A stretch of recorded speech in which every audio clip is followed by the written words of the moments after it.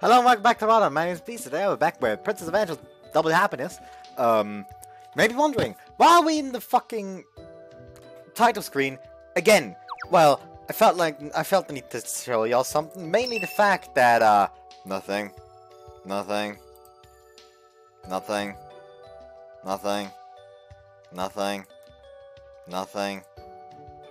Also, there is actually a Mitsuki route. I'm very happy about that, because I want to see her not be a bitch.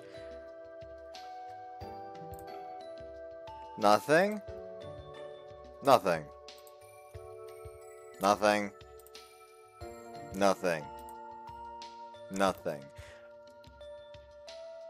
So, my question is, why is there a CG gallery, but it doesn't show all CGs?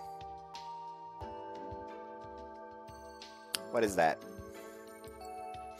That's not what I don't want to click on. That spoils stuff.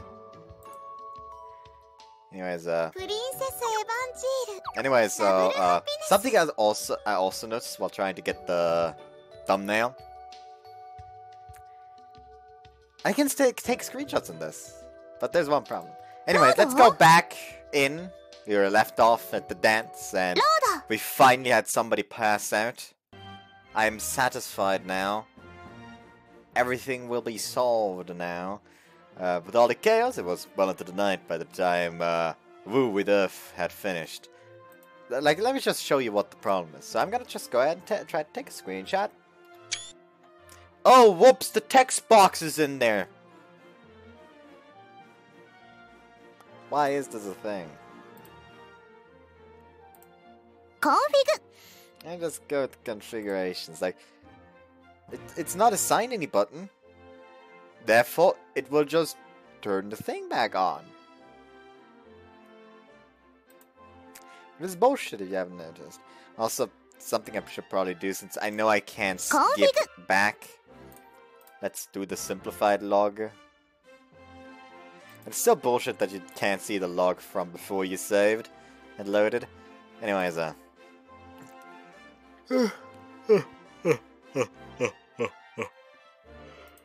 let out a loud yawn. 眠くなってきたんですか？まだ酔いの口ですよ。Yeah, I guess I am. Truth is, I probably could have handled it before I came to Vincennes. But after spending this past month trying to live in line with the rules, I had become something of a morning person. ほら、周りはまだまだ元気いっぱいじゃないですか。Looks like they are. Woo with If had ended, and the soirée dansant proper was beginning. In other words, people were dancing with their own choice of partners. The orchestra played as elegantly as ever. I had begun to think its members were superhuman. 結局、みんなお目当ての人と踊りたいのでしょうね。Stared out into space for a minute, then wiped my eyes. I really was getting sleepy. Maybe it was all that... Oh, maybe it was a release of all that tension. I'd had a succession of partners. Ayaka, Konomi, and Ritsuko, all beautiful and very different kinds of girls. Seeing as I'd never held a girl's hand before today, it was natural that I should be nervous.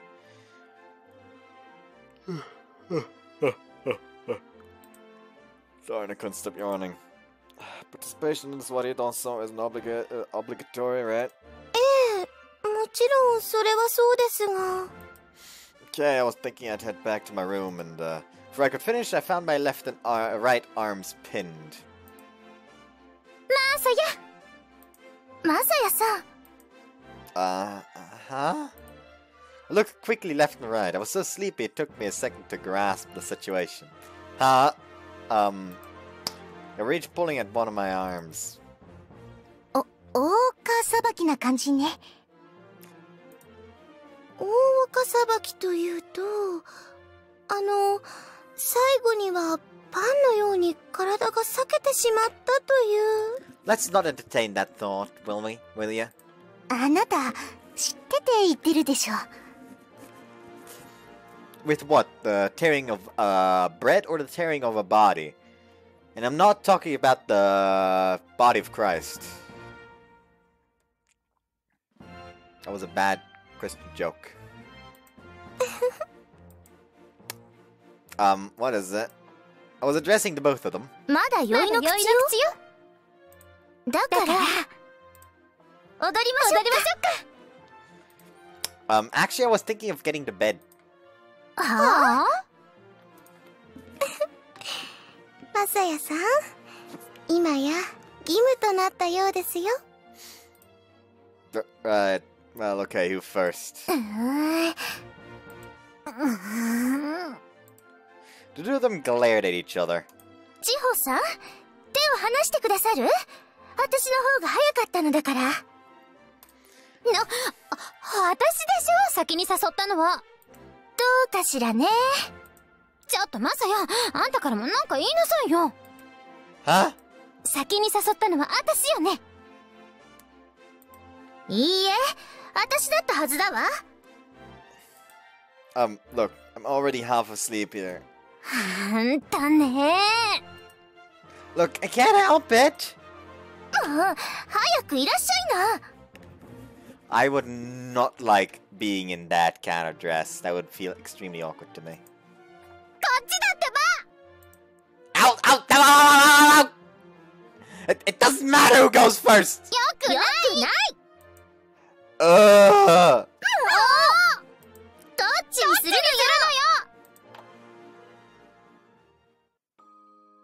よ。The end. I could have put this at the end of the last part, but I didn't. I'm sorry about that, but hey! Love letter 第 panic. 6話。ラブレターパニック。Oh boy. Oh boy. Oh boy. I dropped something. Whoops, sorry about that. I smashed the microphone against the table on accident. I just can't shake this exhaustion. だらしないわね。もう月曜日なんだから、もうちょっとシャキッとしなさいよ。I know you're right, but I ended up staying up the whole night. みんな同じじゃない。I guess that's true. Although, wait a minute. The rest of them got to take breaks between dances while I was stuck in dance after dance. It was like some kind of perverse martial arts training. The way I was passed between the White Lily girls, Konami, Tommy, and the others. It wasn't exaggeration to say that I never got a single break. Though I did have fun at least. 先週の支持率出たわよ。As she spoke, Risa slid the report onto the table. マサヤさんのですよね。変動はありました？半分は休日でしたし。元が低いということもあるけれど、ちょっとは増えてるわね。ほんとだ。Let me see. 相変わらず低空飛行ですこと。棒高跳びのメダリストだって高く飛ぶには助走が必要だわ。今はつまりそういう時期なのよ。助走ね。バーを落とさなければいいけどね。ただこのアップは何なのでしょう。多少とはいえ少し気になります。The episode serious, Ritsuko narrowed her eyes at the results. そうですね。おそらくは、No. マサヤさんの華麗なダンスっぷりに皆さん目を奪われたのではないかと。華麗ってどこがよ。ただ初めてという割には途中からだいぶ上達していたようでした。そういえばあんた何かと器用だから。ダンスが上達した程度で支持率が上がるものでしょうか。ちょっと考えにくいわよね。きっとこれじゃないかしら。Rise produced another piece of paper. I like how she just deliberately put the panty shot in as well. なんでこれでタンタトルセルパーの支持率が上がるなどとそんなことをおっしゃるんですか？なんでって、だってあなたこれで助かったじゃない。桜の大木は結構高いでしょ。そんなところから地面に落ちたらただでは済まなかったのではなくて？それはそういえば、この新聞を読んで感心していた人もいたもんね。だからか。みんな間違っています。Konami was trembling, her face scarlet. この時私が一体どんな気持ちになったことか。どんな気持ちになったの？ですから、魔力にでも当てられた気持ちというか。魔力ってあなたね。好み、周りが間違っているというのなら、よくわからない言い方はやめて、せめて具体的に言ってみなさい。具体的には、つまり赤ちゃん作らされちゃうっていう、 How would you know what that feels like? そんな感じです。とにかくお姉様、すみませんでした。何が？私のせいで結果的にマサヤ様の支持率が上がってしまって。好み、バンセンヌにサンプルを受け入れることはすでに決まったことだわ。ということは、つまりその趣旨に沿うのであれば、私たちに必要なことはサンプルのマサヤ様の実像を知るよう努めること。あえて貶めることもなく、あくまで実像に迫ることが大事なんじゃないかしら。はい。だから、好みが謝ることはないわ。これがマサヤ様の実像で、みんなが好ましいと思う。あるいは、いずれにしろ、責任はマサヤ様にあって、あなたにはないのだから。はい。Konami must really have hated me. Not even her own someone's words could get her to accept it. そうね。The agreement came from unexpected source. I turned my eyes towards her. 正しいのは、あくまでその人の本当の姿。その通りだわ。さすがね、ベルエピーヌ。やっぱり回答を任せてよかったわ。Yeah, unlike you who tried to fuck him over 10 seconds into even the slightest hint of suspicion that they might it might be going up for the White Lily Society. Speaking of which, Risa, there's something I've been wanting to ask you. The White Lily Society hasn't been able to get any new affiliates. What you think about inviting Ayaka? Ayaka-sama? Thought it was a good idea personally, but Risa didn't seem enthused by it. でも、どうして? At the dance party, she came off like a pretty friendly person. I thought it might be worth a try to invite her. Risa turned her eyes to Ritsuko uncertainly. I wonder why it bothers her so much. Furthermore, it was unusual for Risa to be so evasive. 姉は、そういうことには興味がないので、誘っても多分承諾はしないかと思います。I see. I guess it's no good then. May 10th. Oh, by the way, it's still May the 4th, so May the 4th be with you. Just gonna go ahead and say that. The next day after class, I opened up my shoebox, only to let out a noise of surprise. Clamped a hand over my mouth and took a look around. Thank goodness no one was watching me. There was a reason for my shock, of course. There was a letter in my shoebox. I swallowed, I reached out and quietly took out the envelope. I turned it over quickly. It was addressed to Okonogi Masaya. Someone means it's from someone younger, I guess. My mind was in a haze, but I could figure out that much. Then I looked at the back. It was sealed with a sticker, the color and shape of which drew my attention. It was a pink card. It was. Could be no question. My child life had never received a love letter. Never received any nice mail either. The only thing I ever got were demand notes from collectors. There was also that damn Dear John letter from my old man. That's the kind of thing I got. this is a love letter. It was such a change from my past that my heart fluttered with joy. Even my hands were trembling. I realized I had to go somewhere else in a hurry. I quickly stashed it under my uniform and began an awkward walk back to the dormitory. I didn't even make it outside when I felt the tap on my shoulder. My whole body went stiff. Masaya-san? どうしました?なんだか前かがみになっているみたいですが。Oh, yeah, my stomach hurts a little, that's all. まあ、それはいけませんね。保健室にいた方がいいですよ。もしよければ、私が付き添いますが。Ah, no, it's fine, I know where it is. わかりました。Bye. マサヤさん、校舎の外に保健室はありませんけど。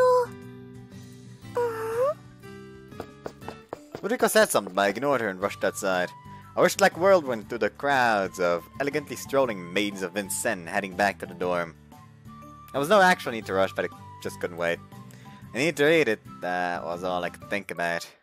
Honestly, God, you could have just said, like, I forgot something. Masaya-san, 遅いわね。なんでもお腹が痛いそうです。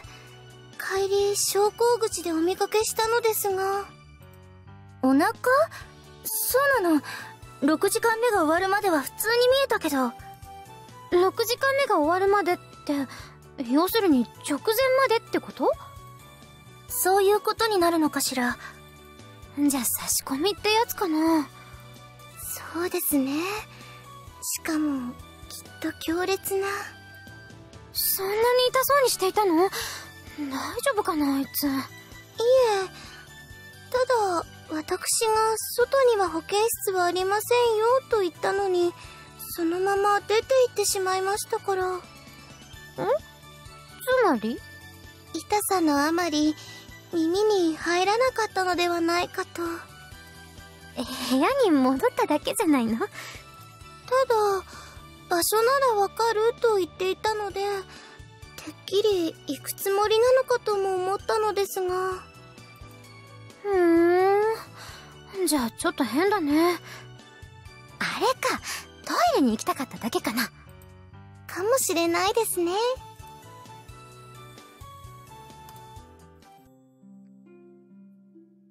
I ran back to my room and immediately locked the door.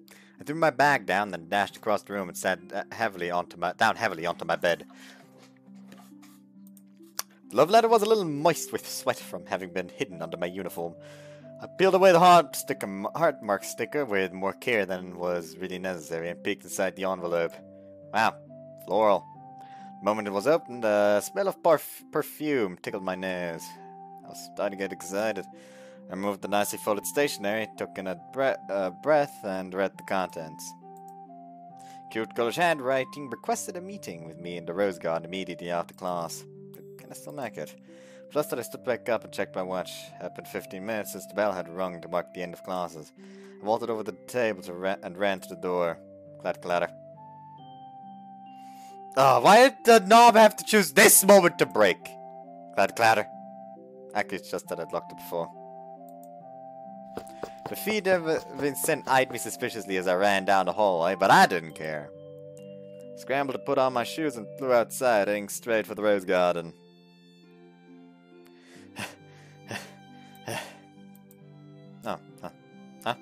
She not here. There are people there, of course, but this was where students came to relax. There was no one who seemed to be waiting for anyone, or who paid special attention to me when I arrived. Ugh. Clutched my head and writhed in agony. What's he doing? Does he have a headache? Letter set immediately after class, which meant that I had arrived 15 minutes late. Ladies of Vincennes were most certainly not used to this kind of thing. Pulled out the love letter for one last try, but sent it in a marriage, which meant that I had been dumped.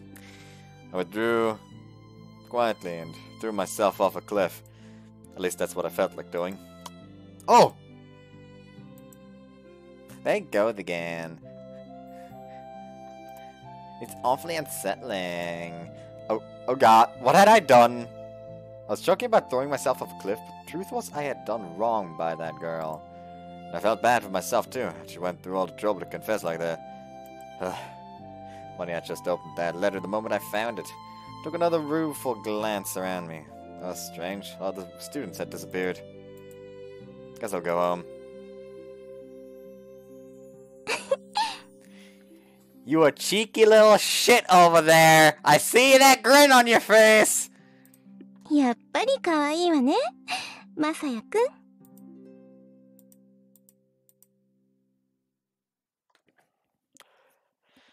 May 11th! What a shame. I was still kicking myself the next day. I don't know why I got so worked up about a love letter. I didn't even know what she looked like. I didn't even know her name. Afterwards, I had reread the letter and there was no name attached to it. There was a signature, but it only read, Plaisanterie? Plaisanterie.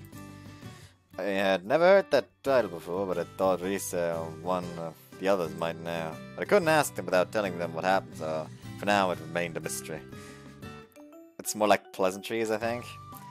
The reason for my elation, or and subsequent disappointment, wasn't just because a girl confessed to me. In all honesty, I wasn't particularly interested in dating at the moment.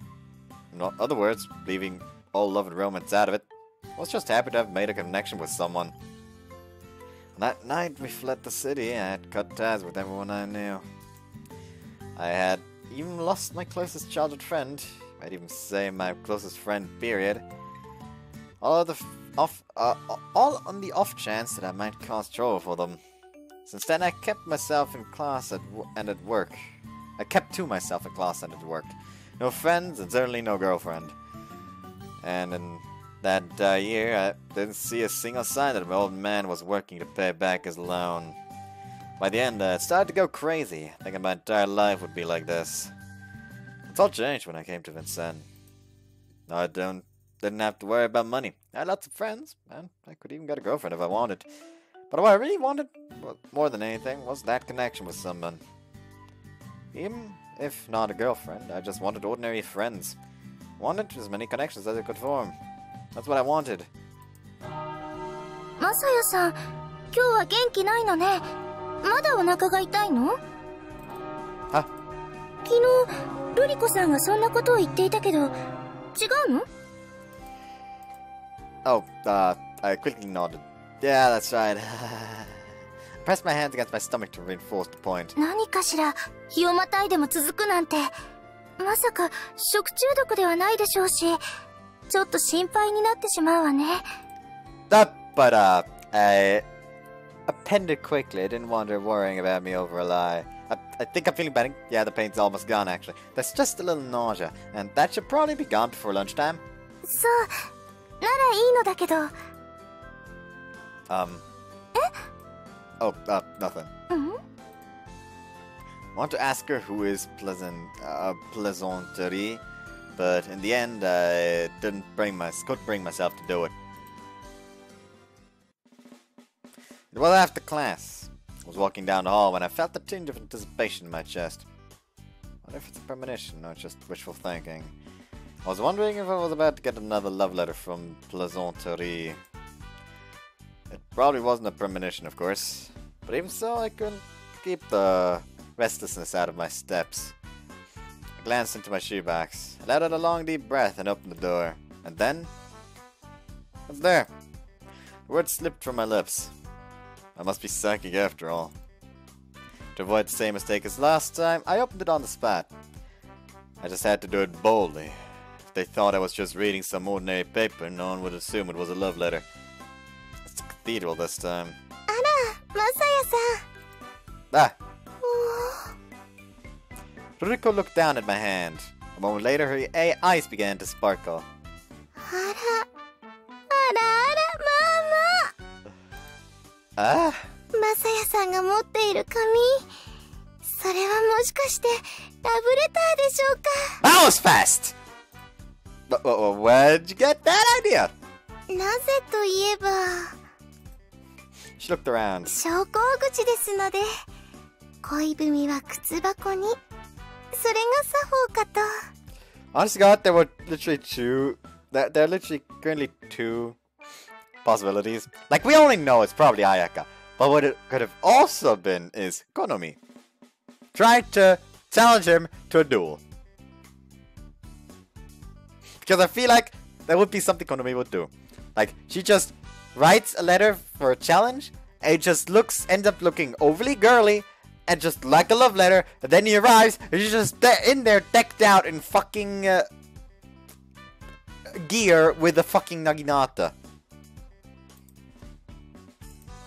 That's right. Even I had guessed it was a love letter when I saw that envelope in my shoebox. That's not true. I gave her a stiff smile and shoved the love letter into my back. Me? Get a love letter? That's ridiculous. そうでしょうか。別におかしくはないと思いますが。I shook my head quickly. While I'm off! Squad love! Ruriko had said something. Ruriko said something, but I ignored her and rushed outside. I rushed like a whirlwind through the crowds of elegantly strolling maidens of Vincennes, heading back to their dorms. It occurred to me that I had never been to the cathedral before. I steadied myself and pushed open the door.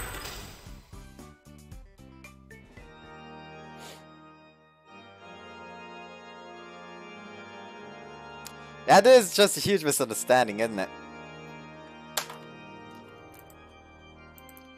I gasped. There was no one else there, which meant she must have been the one who sent the love letter. But that wasn't the only reason for the tightness in my chest. It was the sight of her, head bowed and hands pressed together. It was an image of the divine. I had unconsciously stifled the sound of my approach, but she slowly turned towards me. Masaya-sama だったんですか? Oh, sorry, I didn't mean to startle you. いえ。She must have heard the sound of the door opening and closing. She gave me a small bow and attempted to slip past me to the door. Excuse me? 何か? Are you alone? I gave a quick look around and nodded. そのようですね。それが何か? Nothing, it's just strange. Such a large place. お御堂はあまり人は来ないんです。Why not? 何がある場所でもありませんし。I guess that's true. It was my first time coming here myself, after all. But I just comes to the cathedral alone on her own time. Just then a beam of light shone through the door. There was a heavy creaking and the silhouette of a person appeared in the open doorway. Itsuko turned back to look. 姉さん。ごきげんよ。どうしたの？姉さんがお御堂に来るなんて。It was my first time seeing the sisters together. I had noticed something familiar about Ayaka when we first met, but seeing them side by side, they gave up very different impressions. マサヤくんを見かけたのよ。Huh? Me? お御堂なんかに一体何の用? I wrapped my arms around my head and writhed the agony. お祈り? それともランデブーかしら? I think at this point you should just be... Wait. We heard that she acts on her own rule, but she follows her own rules. Like, from the conversation, it was obvious that she's a teasing type, and now she's here seemingly knowing that he's here for a rendezvous. Like, my fucking alarm bells would immediately go like... Well, you won it! But, run the what? The word was familiar, but I didn't know what it meant. A sweet fragrance brushed against my face, and I felt my thoughts grow hazy. Combined with the softness pressing against my arm, it was all too much to take. It's not really a lovers' meeting, it's literally just meeting. A rendezvous is literally just people meeting. It's got nothing to do with lovers. She breathed the last words hotly into my ear. 何してるのよ、姉さん。はしたないわ。だってよくある光景じゃない。こんなマサヤ様は男性だわ。意識しすぎなのよ、リツコは。ねえ。Huh? She remembered the words right in my ear again. It tickled and caused my body to squirm a little. By God, grow some balls, Masaya! そんなことありません。As she spoke, Ritsuko roughly pulled Ayaka off of me. もうだいたいここはお御堂よ。場所を考えて。またまた信徒でもないのに。相変わらずお堅いわね、律子は。姉さんにかかれば誰でもお堅くなるわよ。 It's the two extremes, basically. Follow every rule to a T and follow no rule. 決まってます。 I never seen Ritsuko like this before. She was always so detached. Even during her arguments with Konomi, she never dropped that facade. Now she was showing some actual emotion. I was seeing her in an all-new light. マサエ様、すみませんでした。Huh? 姉が失礼なことをしてしまって。Oh, no, she didn't really. 何が失礼なものですか。マサヤくんはきっと嬉しかったわよ。ねえ。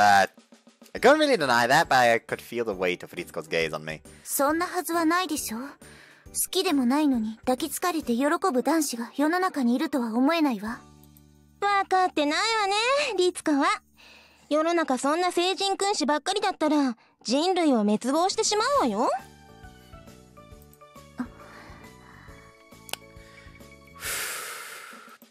どうなのでしょうか。 Remember that sigh there. 私の言っていることが正しいのか、それとも姉さんの方が I'm gonna 正しいの allude か。 to that at a later point again. To the sigh in this scene, because something that's been said in this, but very much be just shot to shit, let's call it, in a later act. Anyways, I'm not really sure. I found myself sweating on Ritsuko's direct questioning. But, well, there are a lot of types of people in the world, and they all have their own tastes. そんなつまらない一般論を聞きたいんじゃなくてよ、マサヤくん。Huh? 聞きたいのは君がどう思ったかでしょ。私が聞きたいのはむしろ一般論の方だけど。せっかく生きたサンプルが目の前にいるというのに、律子は生の情報を知りたくはないわけ？まあそうですね。ではマサヤ様個人としてはどう思ったのでしょう。嬉しかったわよね。マサヤ様がそんな人とは私も思いたくはありませんが。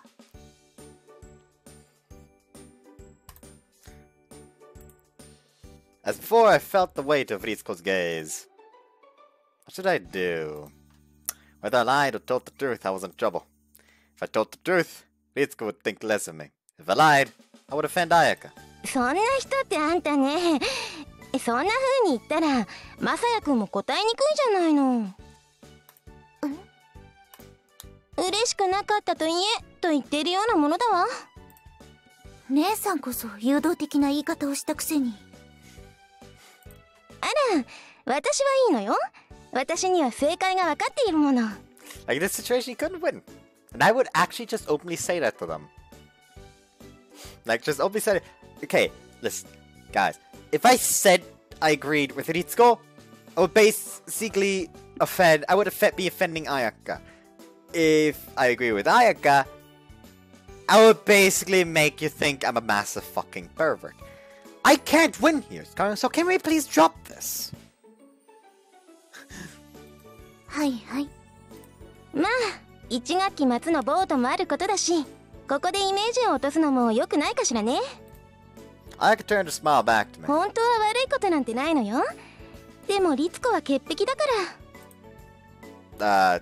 ということで、この件は保留ということにしておきましょうか。Felt an honest sense of relief at Ayaka's words, but Ritsuko's determination only grew. でも私、マサヤ様の実像を知りたいと思うから。もしも印象が悪くなるなら、それはもう少し後でもいいんじゃない？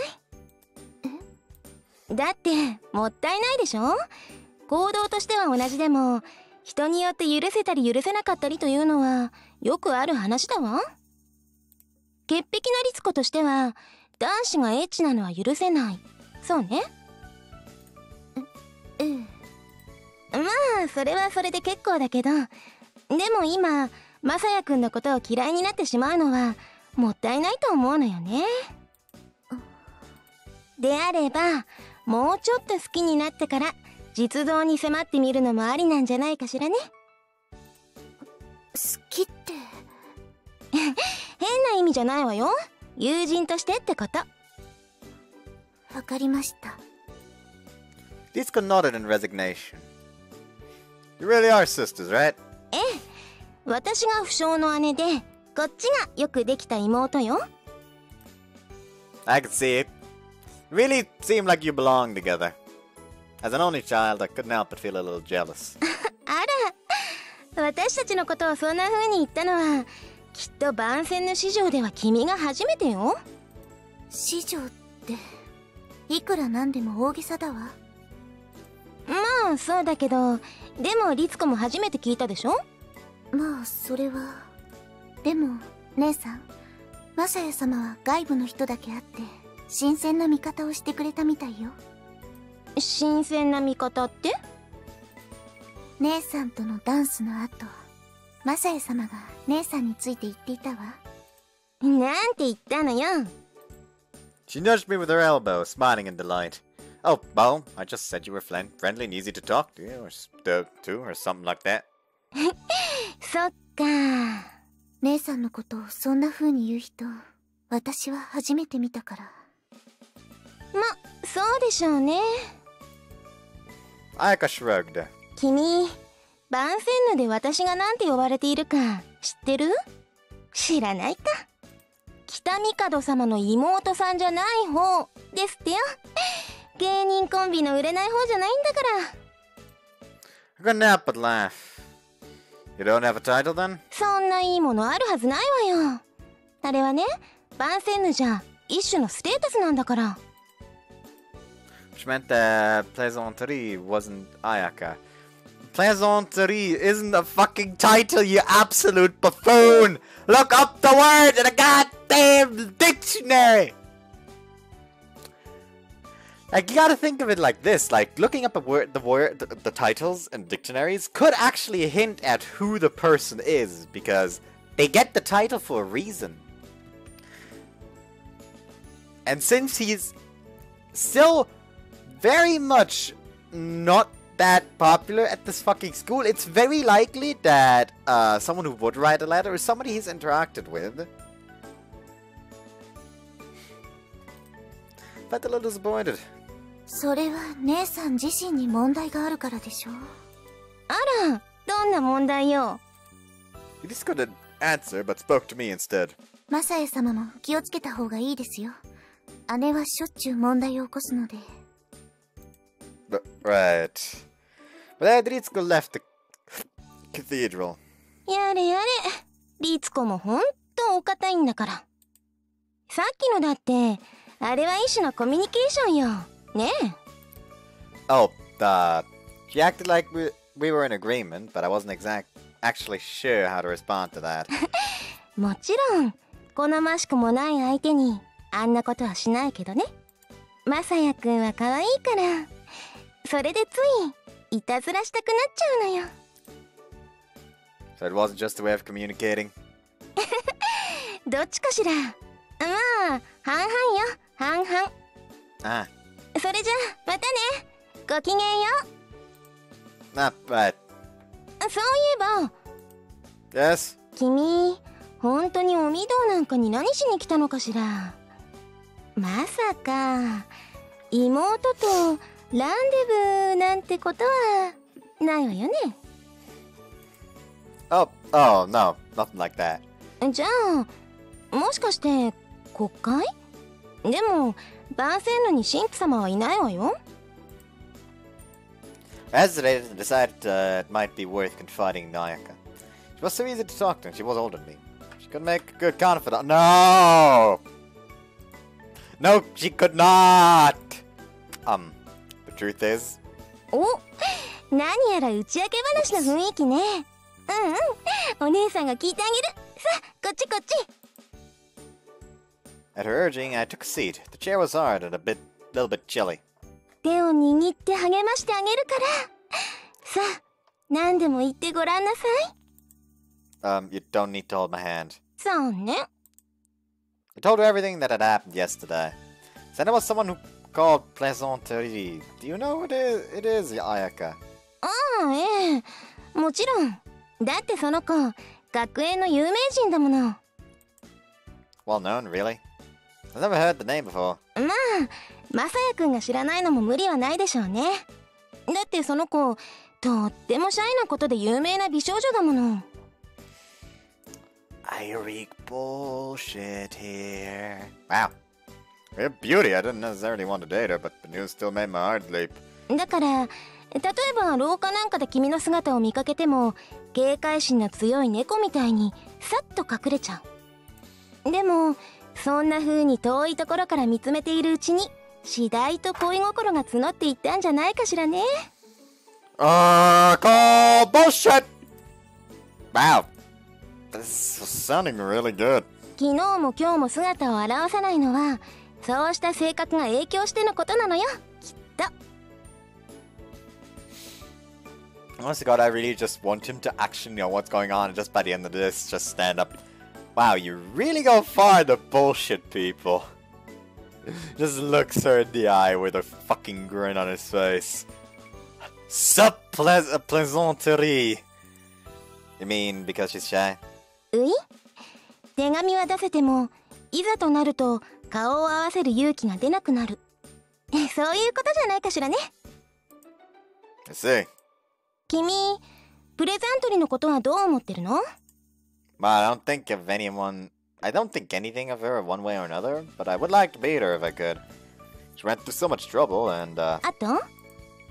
well, I couldn't bring myself to talk about my desire for human connection. I just shook my head vaguely. 相手が美少女だからでしょう。Well, I guess so. じゃあ、私からアドバイス。粘り強く相手の言うことを聞いてあげることね。Don't end well, don't. As she says. だから、どこで会いたいとか、結局現れないにしても。She trailed off and took a long look around the uninhabited cathedral. どこかで見ているかもしれない。ソンブルスキャナーみたいにね。Ah, I see.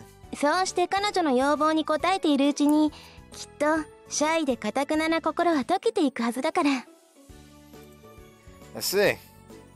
じゃあ、頑張ってよね、まさやくん。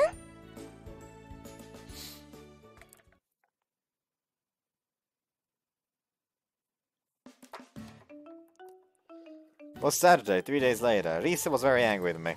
ちょっとまさやさん、今日こそは会合に出ていただくわよ。Right, それはね、今は暇ということは事実よ。話し合う議題があるわけでもないわ。でもよくって、たとえ何もすることがないにしても、今は顔を合わせること自体が大事だと思うの。そうして結束を強めていく、それこそが今の白百合会には必要だと私は思うのだけど、あなたの方はいかがかしら？ Oh, yeah, I do agree. My, Risa's scolding him. Wonder what he could have done. とりあえずマリア館に行きましょうか。Right.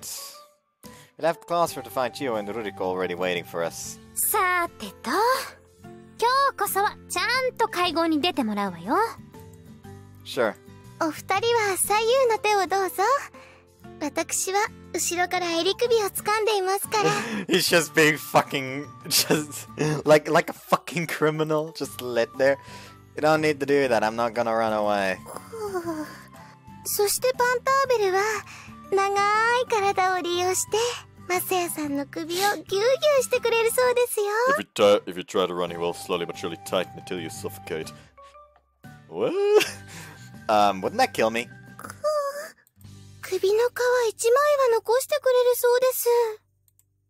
That's nice, but I still think it'll kill me. けどあんた何してたのよ。リセさんの話だと授業が終わるとすぐ逃げるみたいに教室を出て行っちゃうってことだけど。Look, let's just go to the entranceway. The reason I haven't been around for the past 2 or 3 days should be there again today, I think. The girls exchanged a curious glance. They actually did grab me by both arms and collar, and we all headed for the entranceway. When we arrived at my shoebox, they finally let go of me and opened the door. I knew it. 何がよ。 Sadly showed her the love letter. It was true that I couldn't afford to miss any more meetings.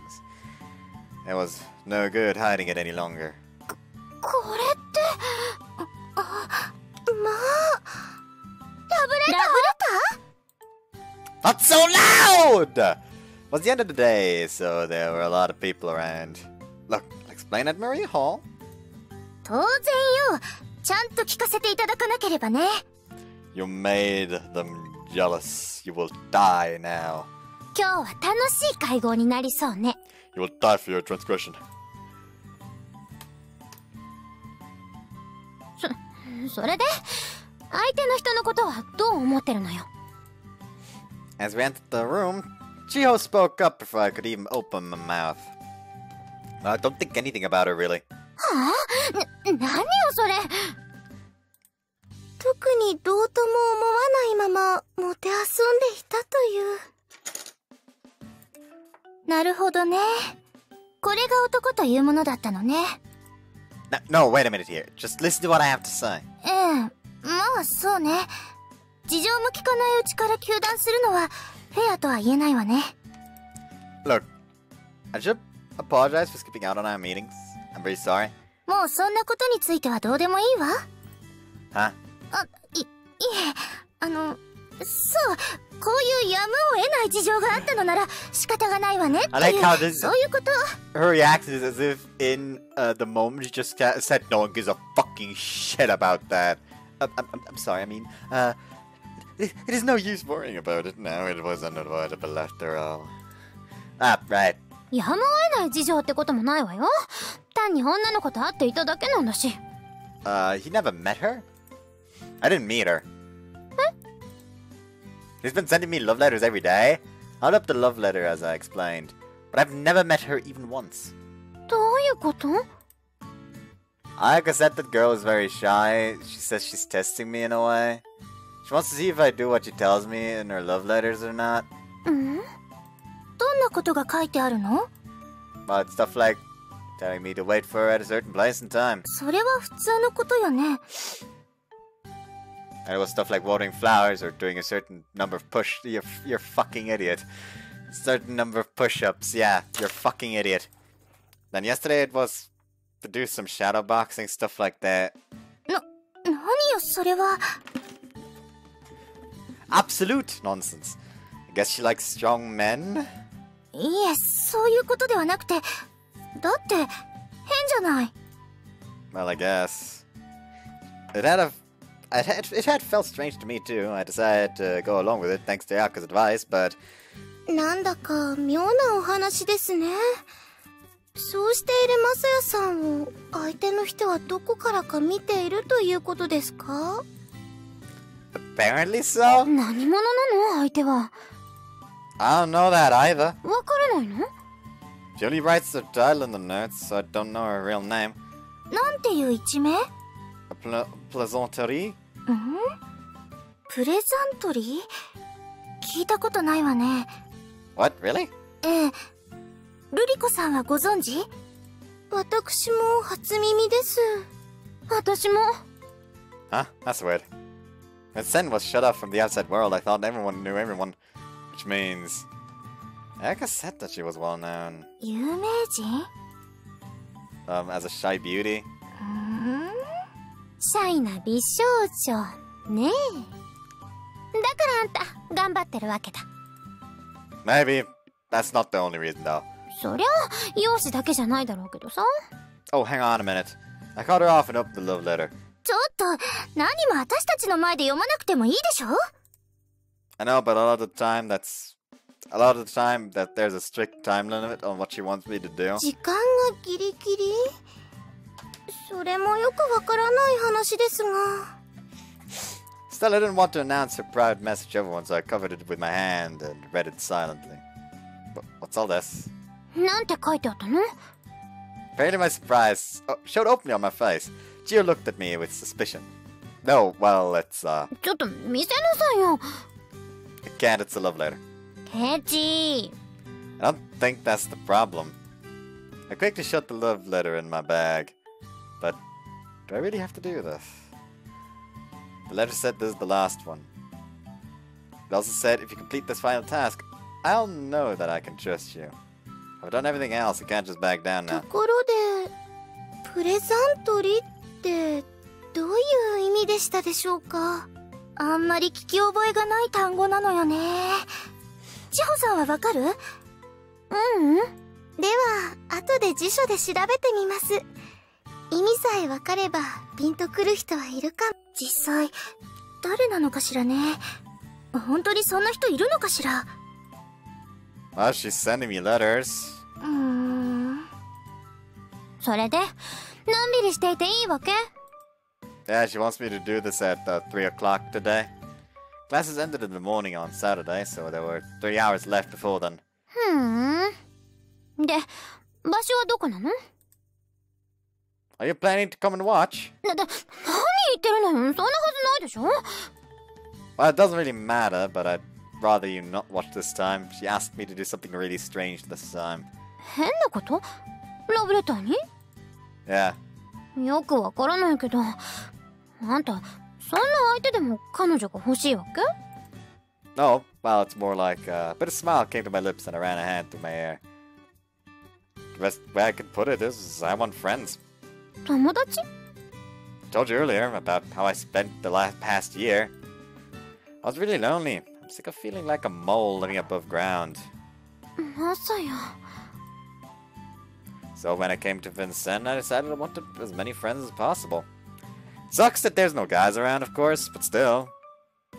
Plaisanterie might be a little strange, but I still want to meet her at least once.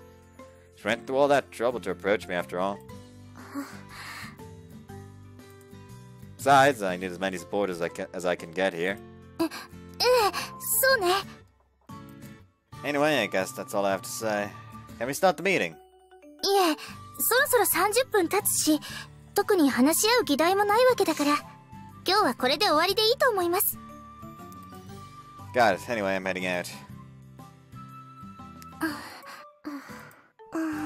まさやさんにも思うところはあるということなのね。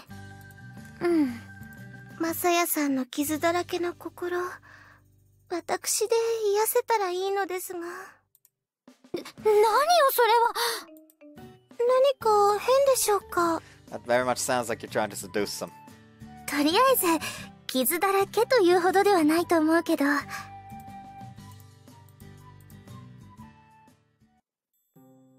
I laid down on my bed and scanned the letter again. Marcia, please forgive my improper conduct in the past. You know that my requests have been strange, but the sincerity with which you have undertaken them has made me very happy. Because of that, I'm starting to think of you as someone that I can really trust. It is my fan request. It is unrelated to the matter of whether or not I can trust you. I only wish to know. I wish to know if you truly are a boy. If you are truly a boy. What a weird question. But Plaisanterie had written before that she had rarely even seen a man before. After all, I'm still not certain if you are truly a boy. To be honest, I still can't believe you. I still believe you may be a woman dressed in men's clothing. She had made confessions like that in earlier letters. That's why she wanted proof. Once she had that, she could prepare herself as a woman. What does prepare herself as a woman mean? Well, certainly an evocative phrase, but anyway. That certainly would be proof. But please don't worry. I've made preparations such that no one else will be there.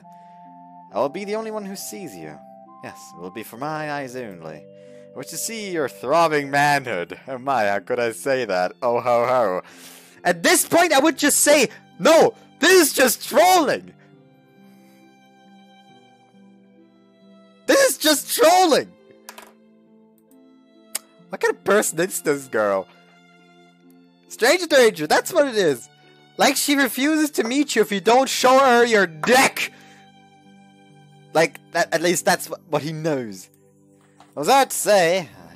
I would know once I meet her. I dozed off without realizing it.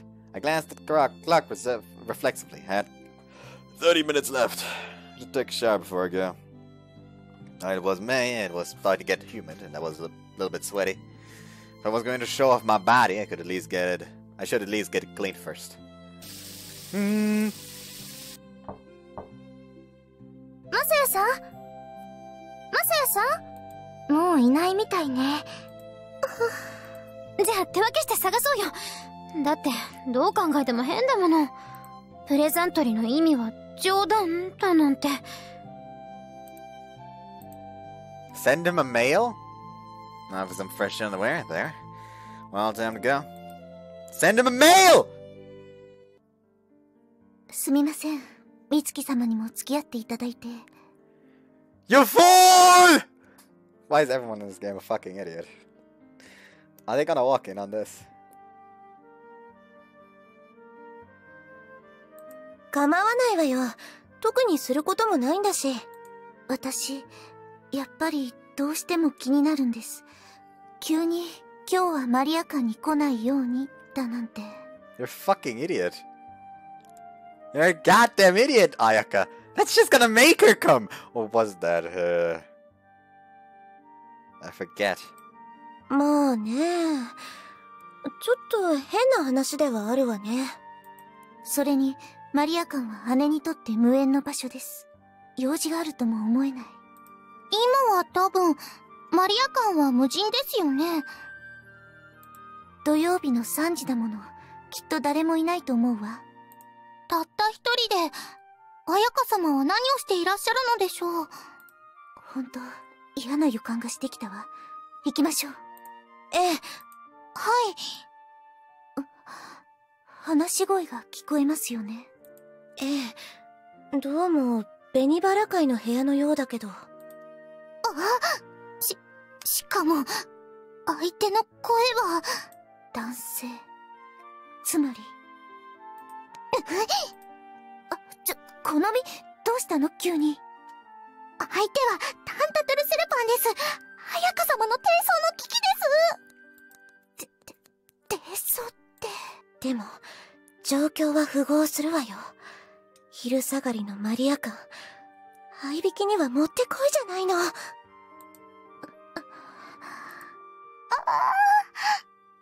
香様。好み。This will not end well. 5 minutes earlier. It was my first time in the Red Rose Society room. However, its architecture and decor were the same as the other rooms in Maria Hall, so I couldn't tell them apart at a glance. There was a chair in the middle of the room that Plaisanterie had probably left there for me. I sat down in it. Down to your underwear.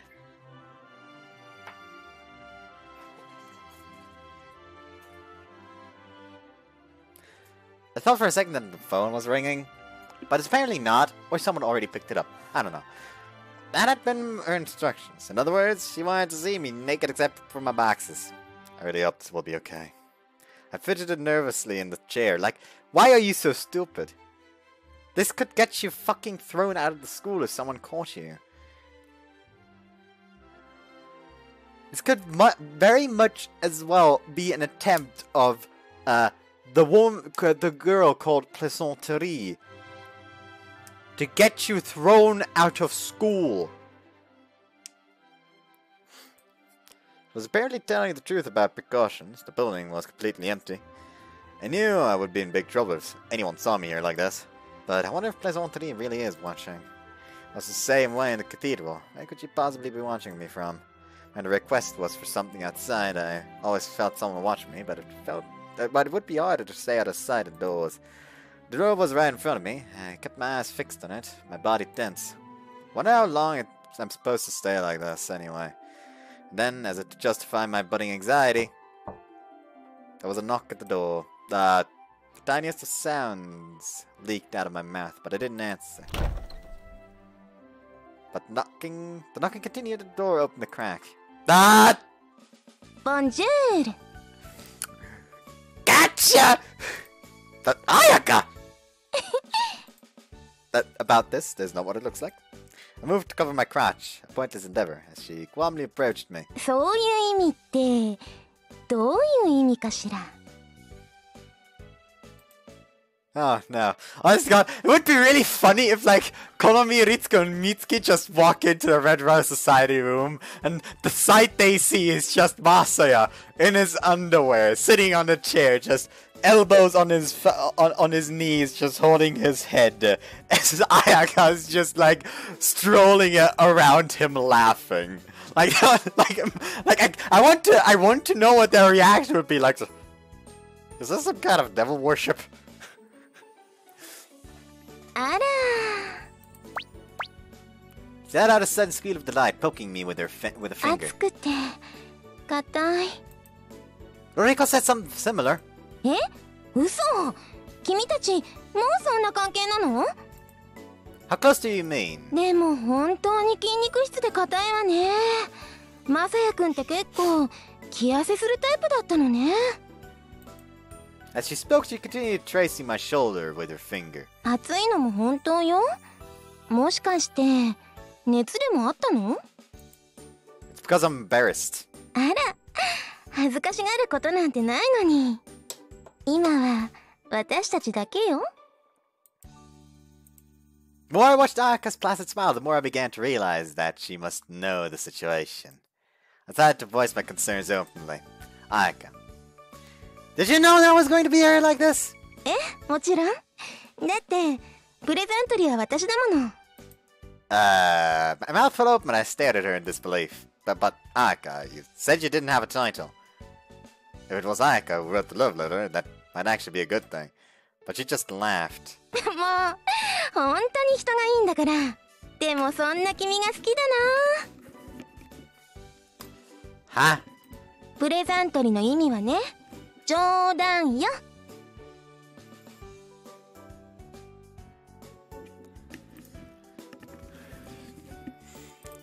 Huh? So this what this has been? I might be slow on the uptake, but it finally caught on. Yeah, you're fucking slow on the uptake. You mean this was all a lie? I felt so disappointed. I glared up at Ayaka through the corner of my eyes.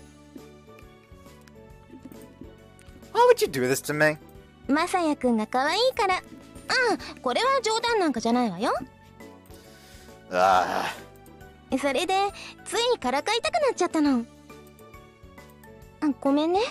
やっぱり怒った？ A little. ごめんごめん。私もさ、男子とはどういうきっかけを作るべきかよくわからなくて。 Approach me. だから私もしばらくは噂を聞いたり自分でも観察していたのよ。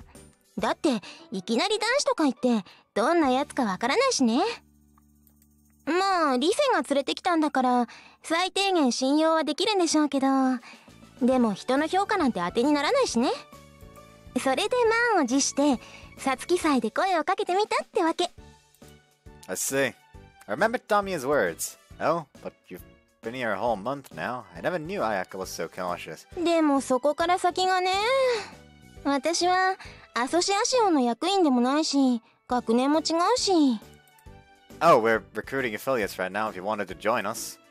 私がだってそんな柄じゃないしな。 Really? マサヤくんは知らないのよ。私がバンセンヌではどれだけ評判が悪いか。 I think doing things like this is going to lower your reputation even more. ごめんごめん。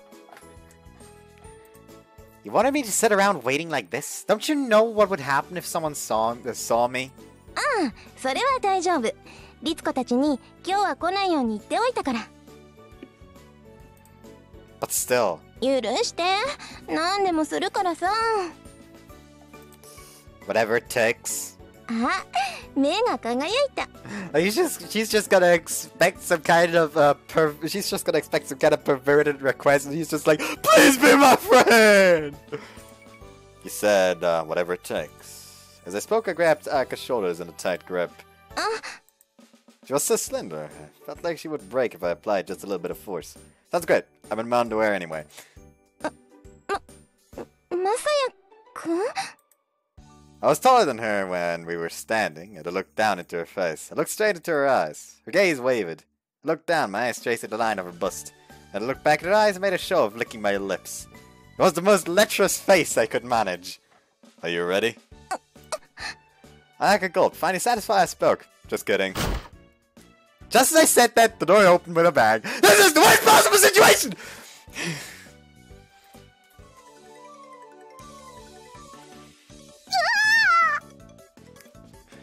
This is pain. This is suffering. This is me wanting to fucking break my kneecaps. The three Red Rose Society girls burst in with Konami at the head of the pack. Their faces turned white immediately. I thought you said no one would be here. それは間違いないわよ。律子、何しに来たの？それはこちらのセリフだわ、姉さん。まさか本当に合いびきだったなんて、マサヤ様も見損ないました。いえ、これはそうじゃなくて、なんていうか、言い訳は無用です。マサヤ様の格好が何よりの証拠。これにも事情があるというか。いえ、むしろ合いびきならまだマシだったと言うべきだわ。さあ、早川様、早くこっちへ逃げて。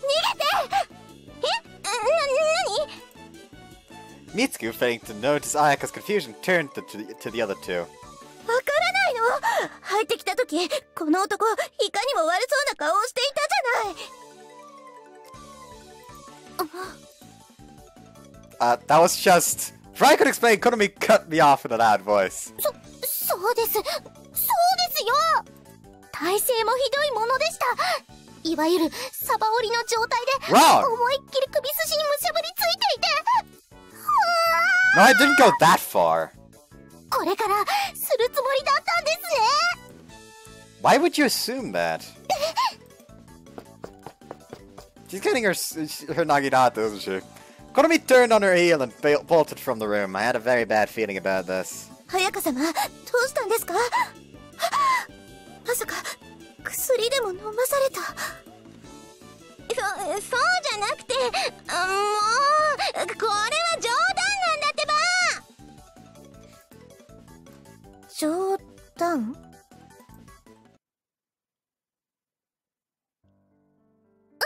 二人ともどうだった？どこにもいなかった。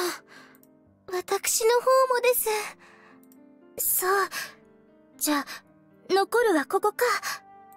でもこんなところにいるのでしょうか。今の時間、マリア館は無人かと思いますが。And suddenly, Konami runs past them. けれどまあ、一応は覗いてみましょう。す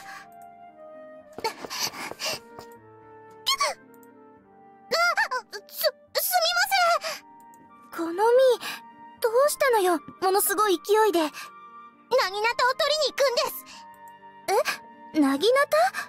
タンタトルスルパンを今日こそ成敗します。タンタトルスルパンって行ってみましょう。あれ、誰もいないじゃない。反対側みたいよ。人が集まってるわ。How does she know that?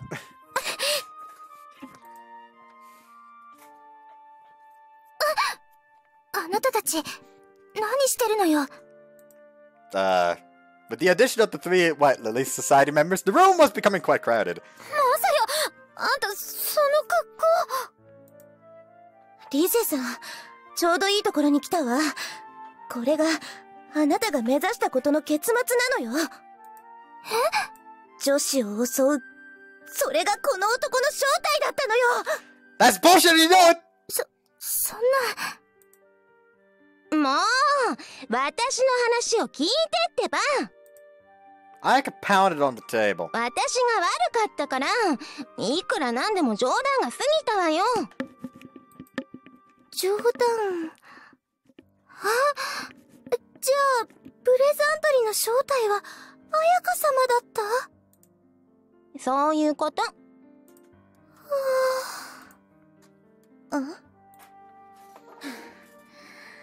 結局姉さんの仕業ですか。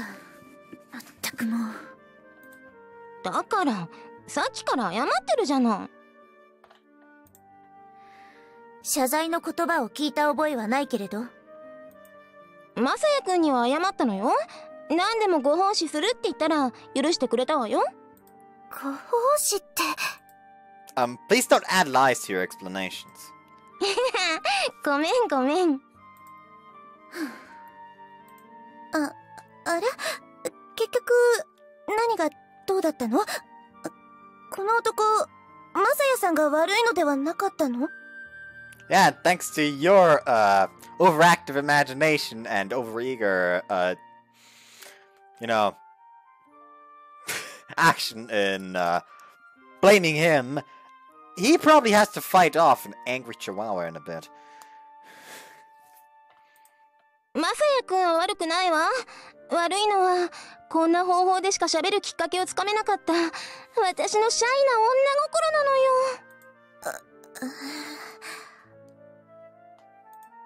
のよ。何よ、それは嘘じゃないでしょ。 No one said anything. Bam! The door burst open again. This time I thought it actually might break. お待たせしました。さあお姉様方、あとは私に任せてください。あれ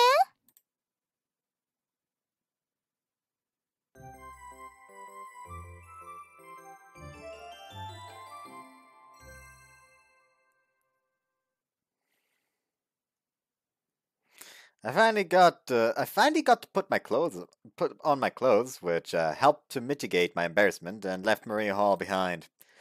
I knew I was so happy to get that love letter. I guess it's never that easy. Risei's perspective. そういうことだったんですか。 After reading the full explanation, I was finally convinced. Ayaka was infamous around Vincent for her reckless behavior. But this time it was clear she had gone a little too far. 度が過ぎたというか、彼の気持ちを考えるとってところかしら。Ayaka probably wasn't aware that I had only just heard about this myself. 彩香様、お伝えしておきたいことがあるんですが。紅バラ会のみんなも聞いて。マサヤさんはきっと、ガールフレンド欲しさに手紙の指示に従ったわけではないのよ。どういうこと？私たちもさっき聞いたのだけど、マサヤさん、人寂しさがあるみたい。人寂しさ？新聞にも載ったから、彼の境遇は彩香様もご存知ですよね。ええ。剣ヶ丘町を離れている間、マサヤさんは友人を作らないようにしていたそうです。迷惑をかけてはいけないから、と。万仙ヌに入り、お金の問題も解決して、そういう心配はなくなったわけですが、そんな経験から、友達が欲しいのだと言っていました。そうなんだ。ラブレターの件も、ただ相手が女子だから会いたいとか、そればかりではなくて、せっかくだから、友達の輪を広げたいと、そういうことだったようです。姉さんは、そうした気持ちを踏みにじってしまったのよ。まあ、大丈夫でしょう。本人そこまで気にしてなかったみたいだし。顔と内心が異なるなんてよくあることだわ。Especially Masaya, since he seems to be the person that would seems to be a person that would hide his feelings in order to not cause another person grief. So basically, he wouldn't want her to feel guilty. Therefore, he would hide it. あと、ほら、年上の美人のお姉さんとも仲良しになれたことだし、結果オーライということで。誰のことを言っているんですか？私よ。言わせないでよ、恥ずかしい。本当に仲良しになれているのならいいんですけどね。でも、本当にそんなには怒っていなかったみたいだし。怒っていなくても、姉さんと今後とも付き合っていきたいと思うかどうかはまた別だわ。そうだけど。何よ、リツコったら意地悪じゃない。No, you're just being a little bit ignorant right now. 意地悪されたのは彼の方ですよ。まあ、大丈夫だと思いますけどね。あいつ根に持つタイプじゃないから。He is holding a grudge over his dad, though. Mm. Then again, she would have to do something equal to what his dad did to him, which is pretty fucking hard. 明日また謝れば、もう全然気にしないと思いますよ。わかった。ありがとう。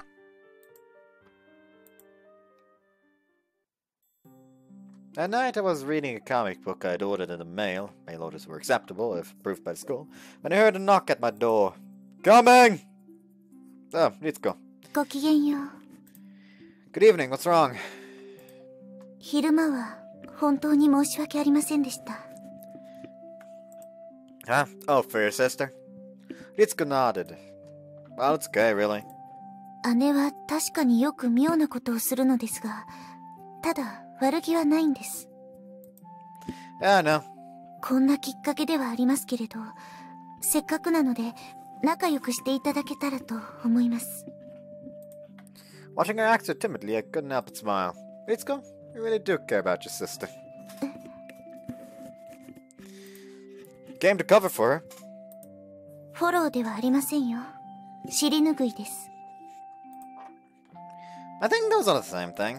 だいぶ違うと思いますが、とにかく今回ばかりは姉も反省しているみたいですので。For that, she gave me a stiff bow. Well, I wasn't really bothered by it. I get to make friends with a beautiful older girl, which is actually better. そうですか。Huh? Did I say something strange? いえ、何も。Just look at that girl, cute as a fucking button. He smiled for once, when suddenly I heard a cell phone vibrating. 失礼。姉さんからだわ。She sounded surprised as she checked the phone. As she looked at the screen, she knitted her brows angrily. What is it? いえ、まったく、姉さんにも本当呆れたわ。下の根も乾かないうちに。Huh? She bowed again with a sigh, then turned to leave.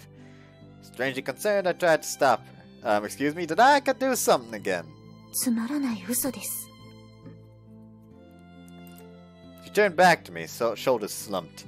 一体どういうつもりなのか、私にもわからなくなってきました。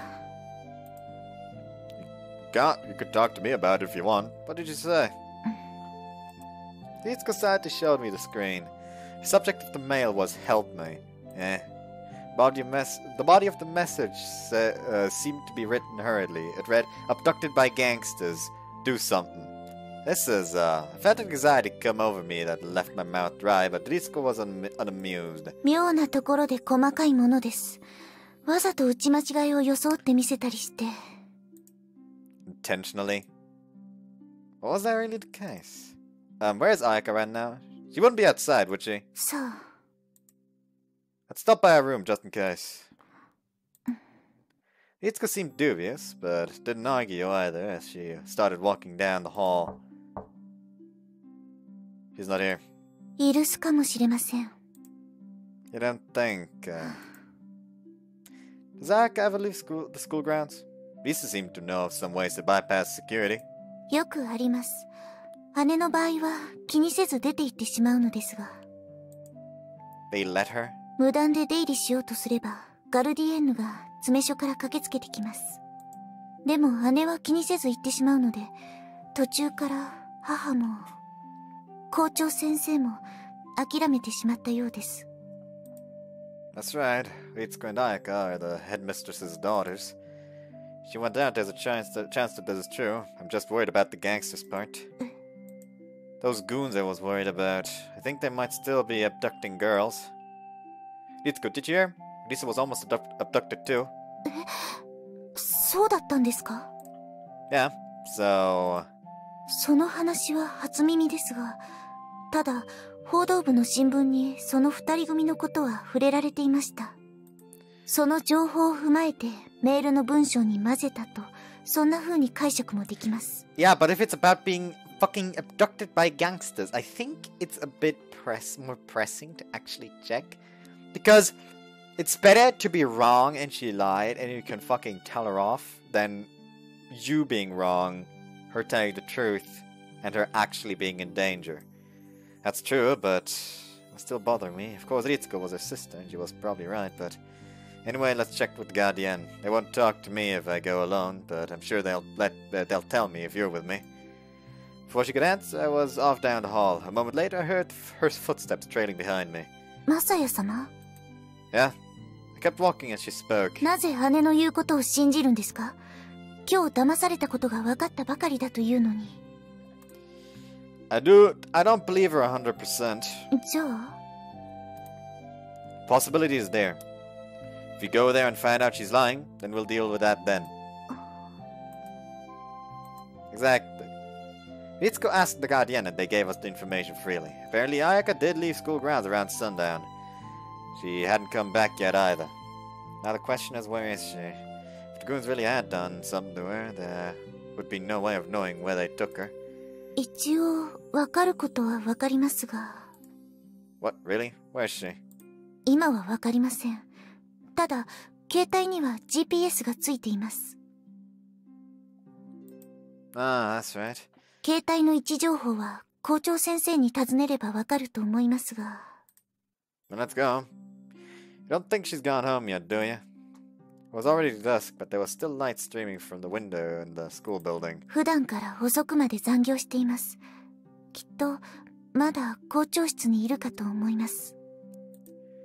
Okay, let's go. As we walked towards it, Ritsuko frowned. Ritsuko, do you really think I'm worrying too much? いえ、私にも分からなくなってきました。ただ、母に会いに行くかと思うと、ちょっと。You don't get along? She turned her eyes to me with an uneasy expression. あなたですよ。What? どんな理由であれ、母があなたを歓迎してくれるとは思えませんので。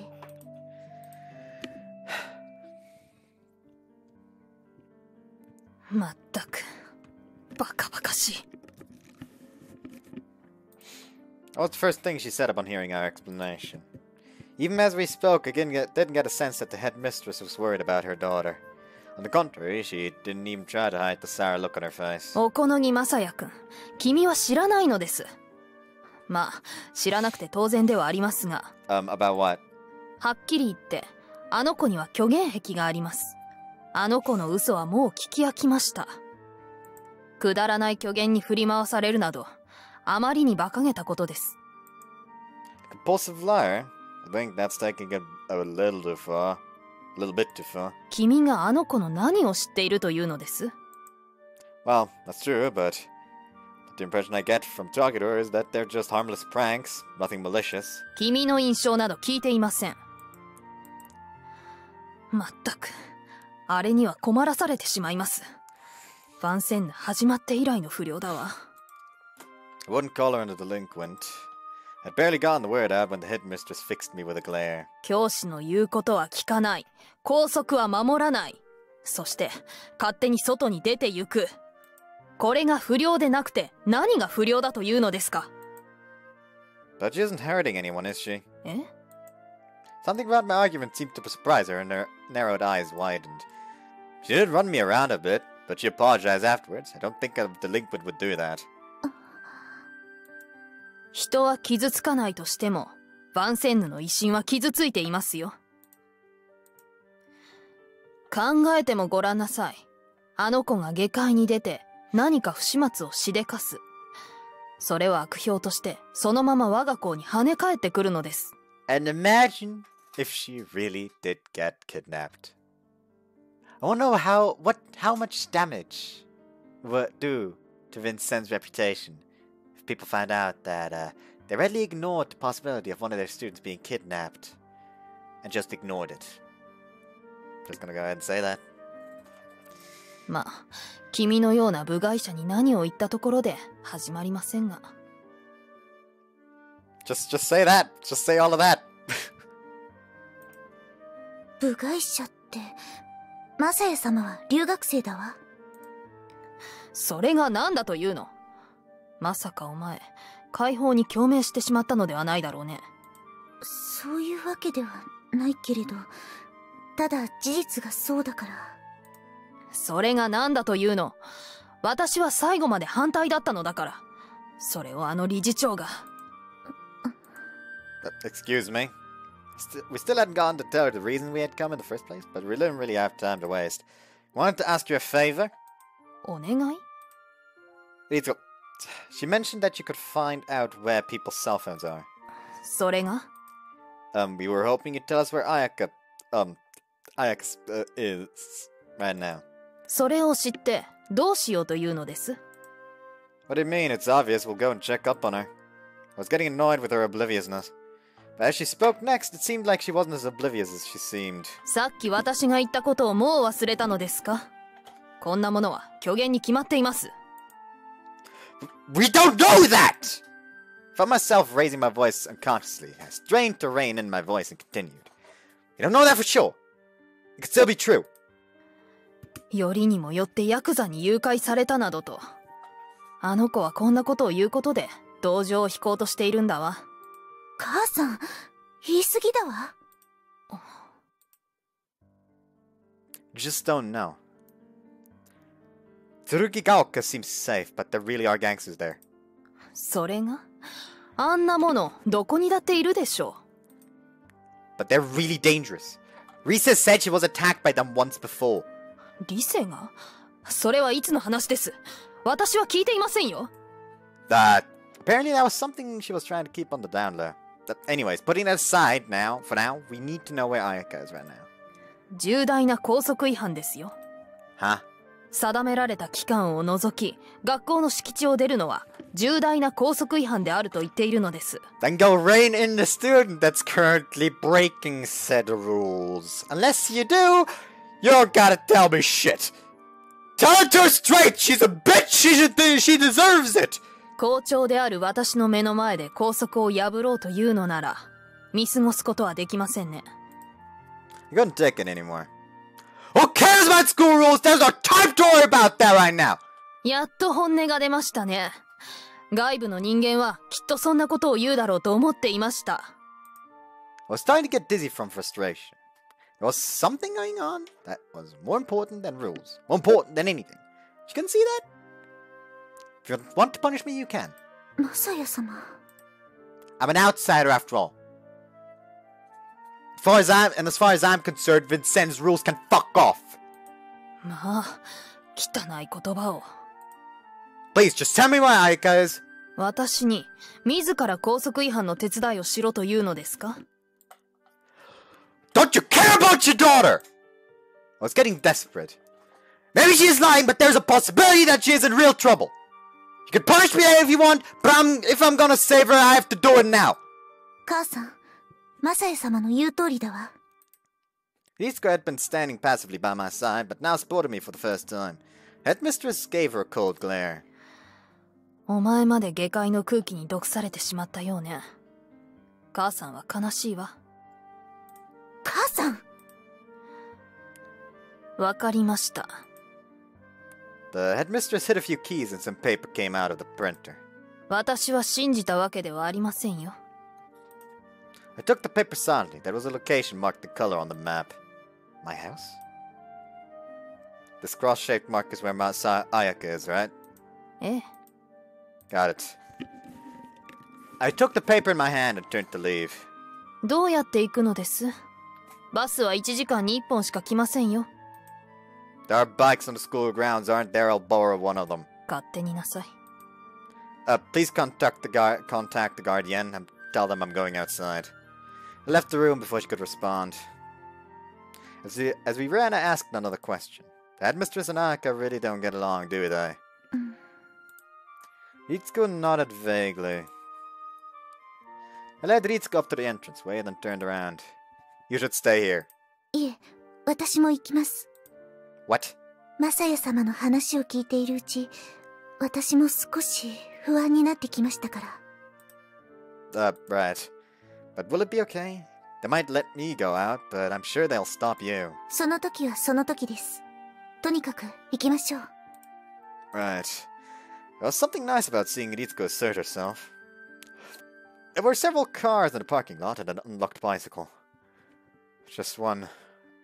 Ritsuko, can you ride on the luggage rack? I quickly amended. はい。うまく乗れるかどうかわかりませんが。What do you mean? 失礼。荷台に乗るのは初めてなので。Okay, then just hold on to me tight. わかりました。The gate was already opened by the time we reached it, but a guardian was standing protectively in front of it. 待ちなさい、停止。But what is it? The headmistress contacted you, didn't she? 私が報告を聞いているのは、おこのぎまさや君だけだ。律子のことは聞いていない。母が言い忘れたか、失礼ですが、ガルディエンヌが聞き漏らしたのではないでしょうか。It's not gonna work. まさか。とにかく、もう一度問い合わせてみてください。Like at the moment Guardians go, Ritsuko just grabs him by the shoulder. Fucking go already! 待っていなさい。今のうちです。Like that's basically what happened. But because of what I just said, that's all I can imagine. Just like, fucking go already. Right. 待ちなさい、待て。 The road led downhill, so it was faster going down. The Guardian's voice was behind us in an instant as we raced down the empty road at full speed. ったく、油断も隙間ありゃしね話して。痛えか？け、俺の方がもっと痛えんだ。He pointed to his rapidly swelling cheek. メールなんぞ出しやがるから。ったく、器用な女だぜ。They had only tied her up in a perfunctory fashion before. Now the cord bit tightly into her wrists. It was impossible for her to move. She scowled at the man. She had great confidence in her glare, but the man didn't seem moved in the slightest. うまく銭がゲットできりゃいいんですけどね。そうだな。早くこんなところは出て行きてえもんだ。あれ？親父、不動産屋の言ったことを本気にしてるんですか？うるせえ、悪いか。幽霊なんて絶対出ないですって。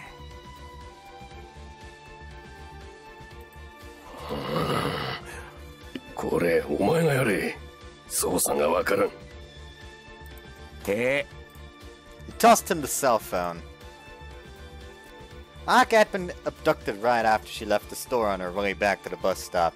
She was looking at what she had bought, thinking this will make Masaya happy, and hadn't noticed the car approaching from behind.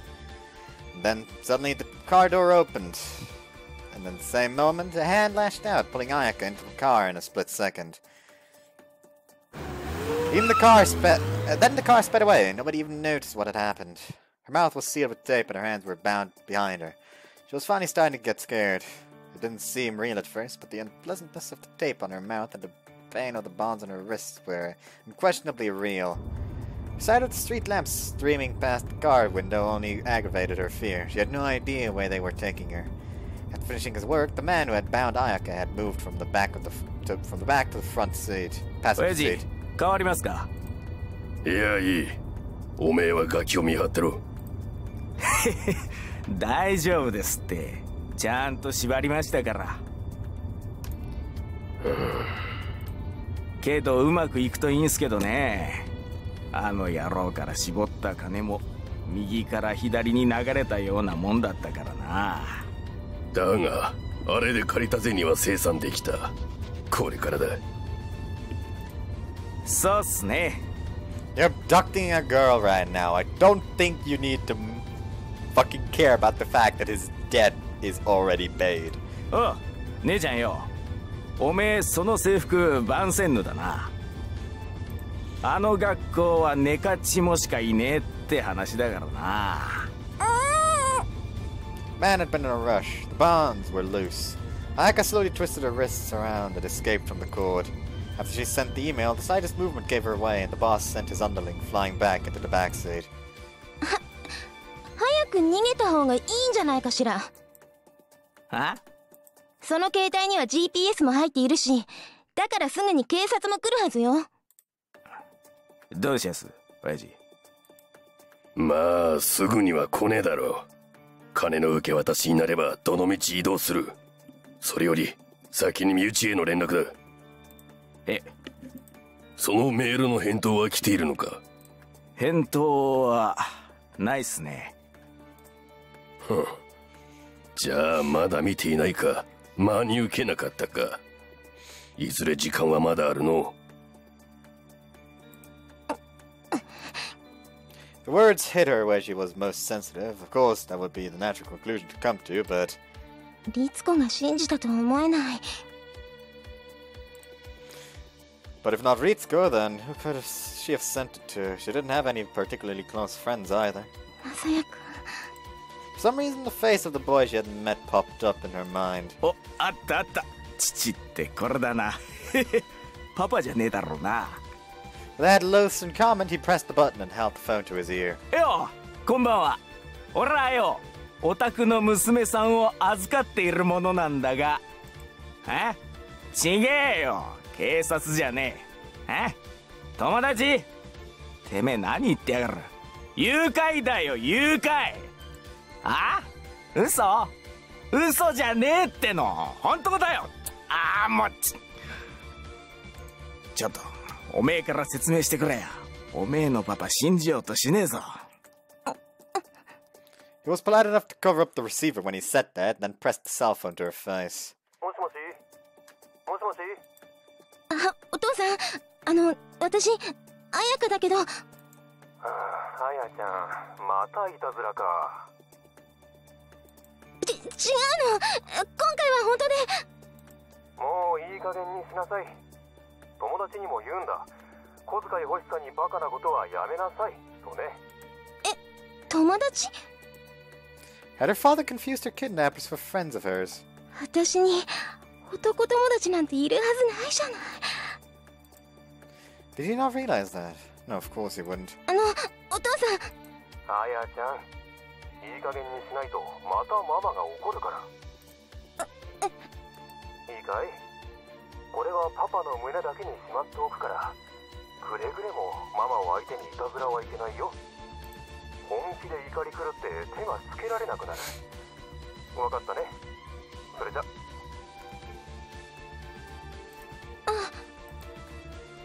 Beep. なあ、どうした？なんか切れちまったみたいです。電話がか？ええ。なんで？さあ、なんか相手の野郎全然信じていなかったみたいなんですが。信じないって誘拐をか？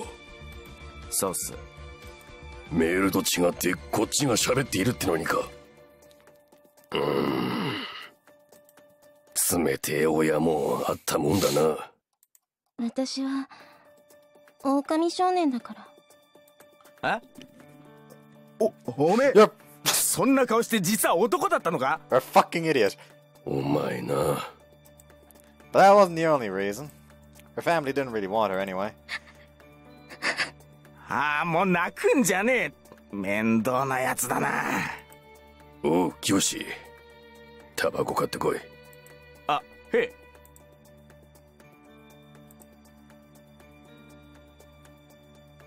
Yep, they haven't moved since then. I parked the bike. ここなんですか？ Yeah. すごいですね、マサエ様。一瞬地図を見ただけで迷わず来られるなんて。No, I grabbed her by the hand and hid behind a street light. 何ですか？ Shh! I heard footsteps coming close. Quickly spun around and pressed Ritsuko's petite body against the wall. んなところで盛ってんじゃねえ。ホテル行け。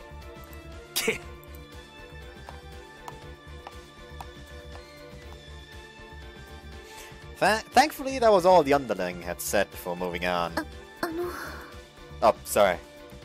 Let her go, then pulled her by the hand again, going to the opposite direction of the underling. Led her underneath the stairs, then turned back to her and explained quickly.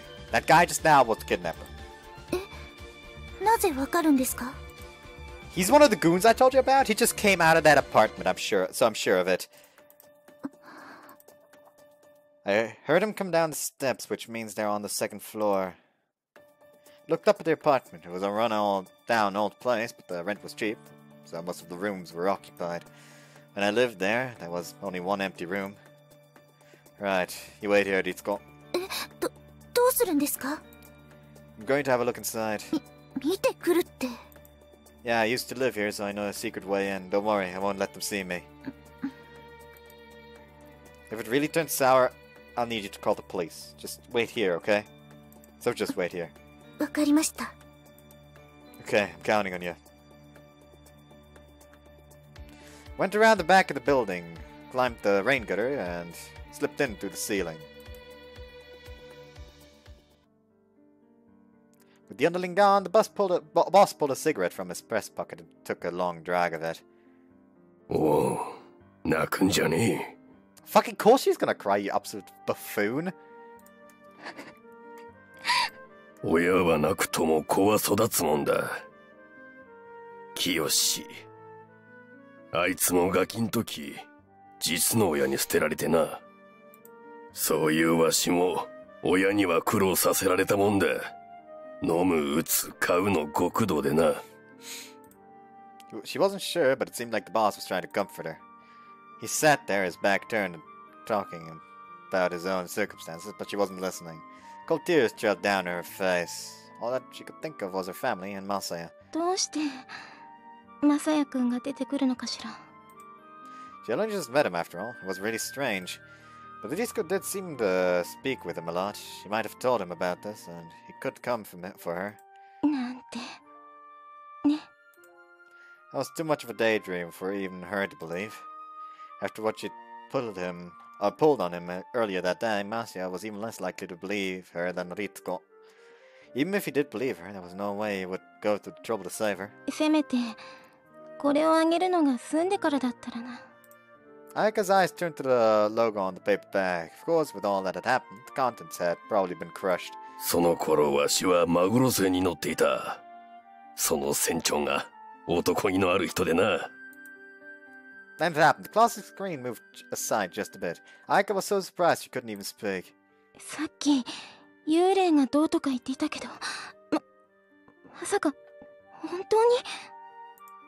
She froze up, staring at the screen. Slowly, the tiny opening into the blackness within grew wider. She really gulped. In the faint darkness of the interior, a person's face appeared. Shh. ん？いえ、続けてくださいな。聞いていますから。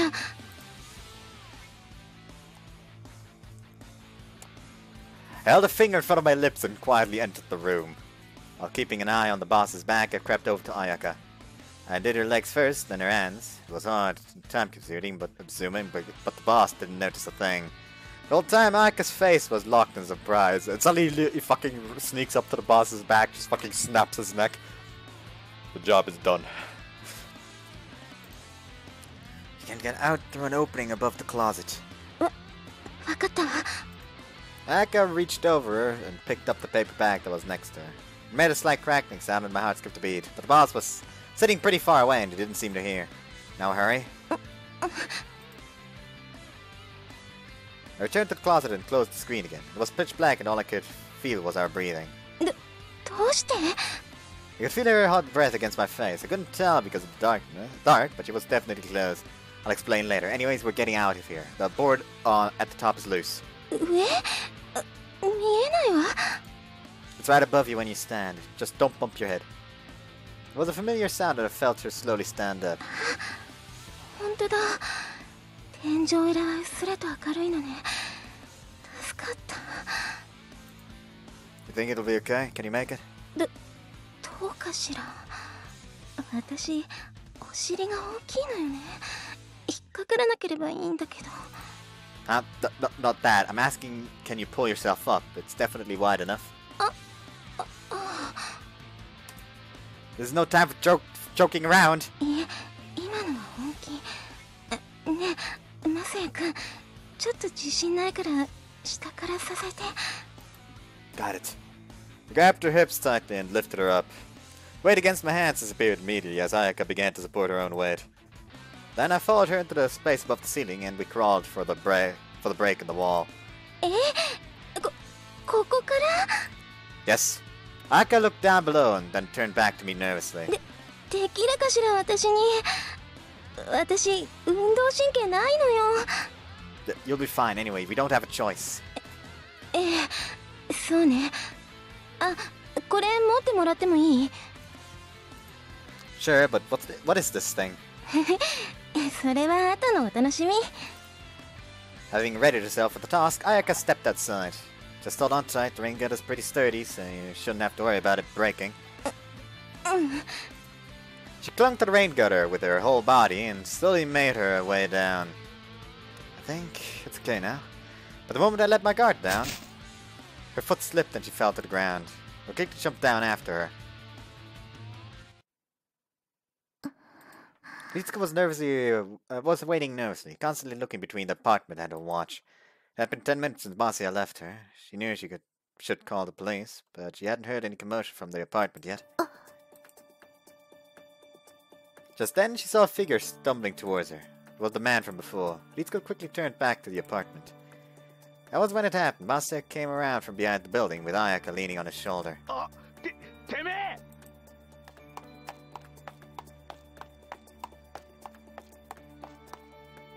The man ran towards them on sight. Ayaka seemed to have twisted her ankle. There was no way they could escape him. Cobra was drawing closer. The moment he was about to pass Ritsuko, she stuck out a leg. The momentum that he'd built up sent him flying. He did a belly flop right onto the pavement, then curled up into a ball where he lay. やるじゃない。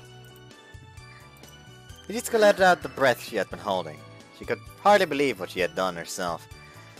She realized that, if not for the peculiar boy standing in front of her, she would never have come here to save her sister.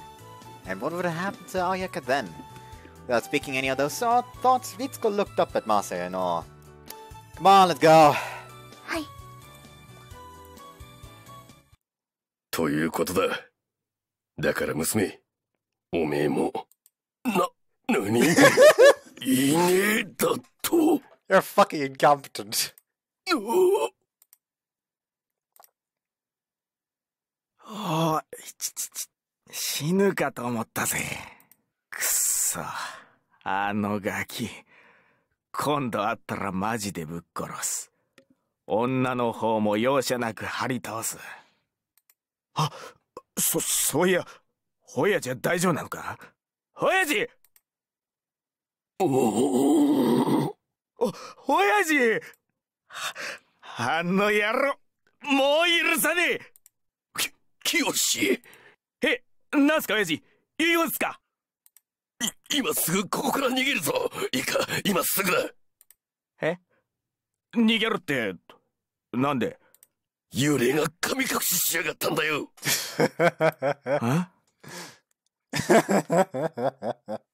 You're all fucking idiots.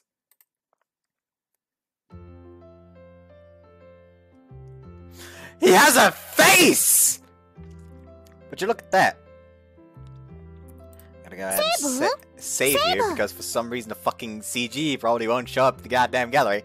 There was no way that 3 people, one of them injured, could fit on a bike, so we went back on foot. ねえ、リツコ。その紙バッグの中、ちょっと見てみてくれない？うん。あれ？何これ？なんか、中ぐちゃっとしてるけど。ああ、やっぱり。これ、何？ケーキよ。ケーキ？まさやくん、ケーキが好きなんでしょ？ラバージュでクールの抹茶ホイップケーキが。Huh? って何よ？違ったの？ Oh, you're right, but how did you know? Lavage de Coeur was a high-profile cake. It served good food and good sweets. Cafe, not cake. I'm a fucking idiot. It was also reasonably priced, so even at the depths of my poverty, I could eat there once a month. 千穂に聞いたのよ。まさやくんの好物。Huh? Why? だから、お詫びの印に決まってるじゃない。Sorry? 私だってたまには反省するんだから。それで、お詫びとしてケーキでもおごってあげようと思ったってわけ。そのために今日は外に出たの？そうよ。めんどくさがりの姉さんが。まあ、久しぶりに羽を伸ばそうと思ったってこともあるけどさ。Like seriously, this city's gotta be like one of the most dangerous cities out there because by God, it seems like every fucking day somebody's goddamn kidnapped in the middle of the fucking street. でも、はあ、ぐちゃぐちゃか。残念。Well, it's not an edible or anything, right? If it's not, then I'll eat it. 無理しないでいいわよ。またすぐに買ってくるから。No, I mean it. そう？じゃあ、今食べる？ Yes? リツコ、貸して。うん。けど、フォークは？手があるじゃない。手で？ Akka rustled around in the bag, brought forth the cake, and held it up to my mouth. はい、あーん。When I agreed to eat it, I didn't think it would turn into this. But on the other hand, my hands were full. So really, it was the only natural course of action. But I feel a little self-conscious, though. Then there were her bare fingers, a strange way of putting it, but when I closed my mouth, the tip of her finger remained inside. It was a really strange feeling. I think I paid more attention to the taste of her finger than the green tea whipped cake, even though it was flavorless. You're a fucking idiot. And also, like, her fingertip wouldn't be completely flavorless. Especially since she was just kidnapped. Like, she probably broke out in a nervous sweat. Rory? 舌でペロペロしてもいいわよ。冗談冗談。まあ、マサヤくんも気が引けるだろうし。Yeah. I didn't feel a little disappointed, but I wasn't about to say that. もしかして、残念だったりして。She saw right through me. The ruined shape didn't affect the flavor, so I happily ate all of it. 大丈夫でしょうか？重たくないですか？まだ何よ。私はそんな重たくないわよ。出るところは出ているけどね。No kidding. I'd felt extremely conscious of the softness against my body since the moment I hefted her onto my back. そうは言っても数十キロはあるんだから。まあね。マサヤくん、辛くなったら言ってね。休み行きましょう。Sure, is your leg feeling better, Ayaka? 湿布でも貼れば平気よ。姉さん。After a while, Ritsuko spoke solemnly. マサヤ様には感謝してね。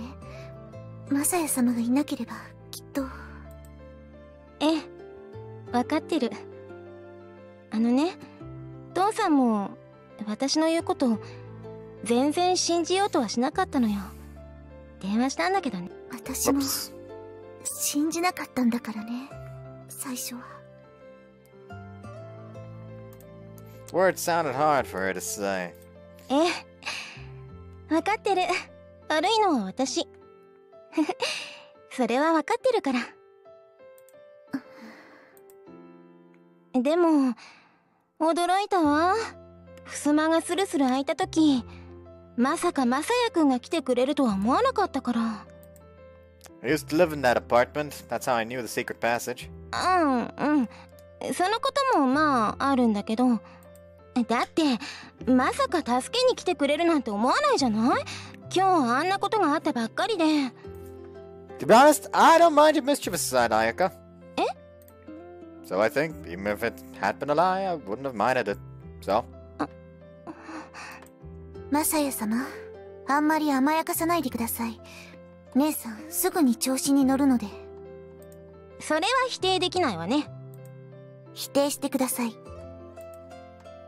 But Ayaka, you were afraid, weren't you? When I got in there, you looked like your eyes were red. It looked like. まあね。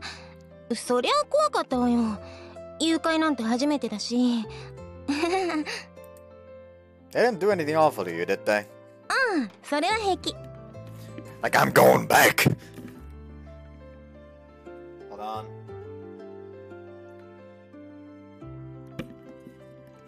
Very itchy ear again. I don't know why my ears are itchy so often. That's good to hear. I hope they get arrested soon. 姉さんもこれで少しは懲りてくださいね。まあ3日くらいはね。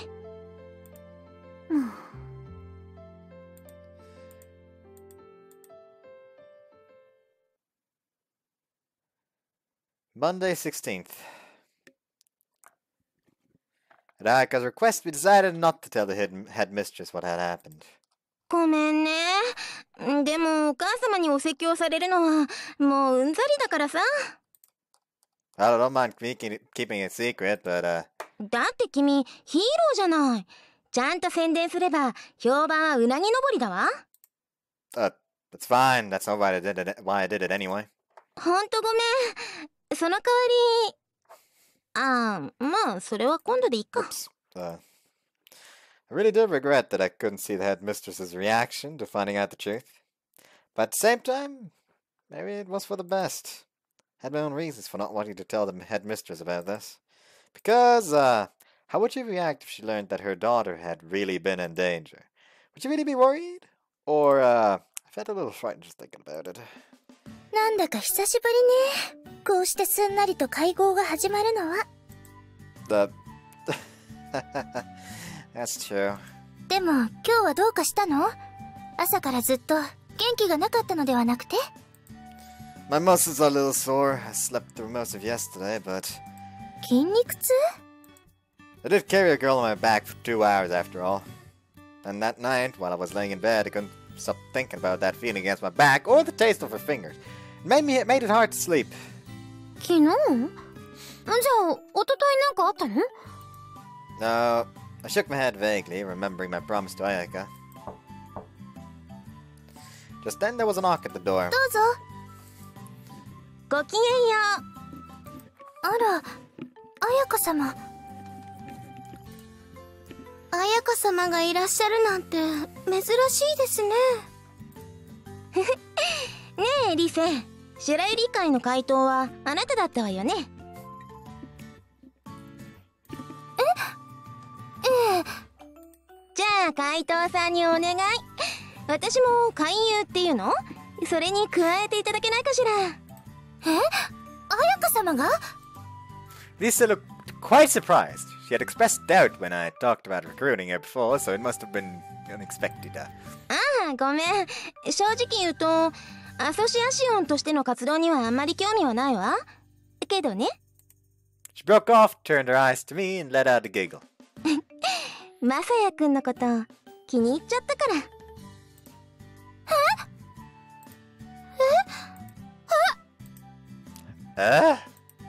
We all expressed shock at the same time.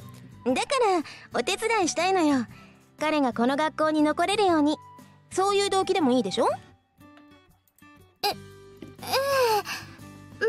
構いませんけど。あら本当に？よかったわ。じゃあみんなこれからよろしくね。パンクも。お近づきの印に購買でケーキとパンを買ってきたの。中庭でお茶でもしましょう。彩香様？何かしら？どういう意味でしょうか。マサヤさんを気に入ったとかなんとか。あら、そのままの意味を？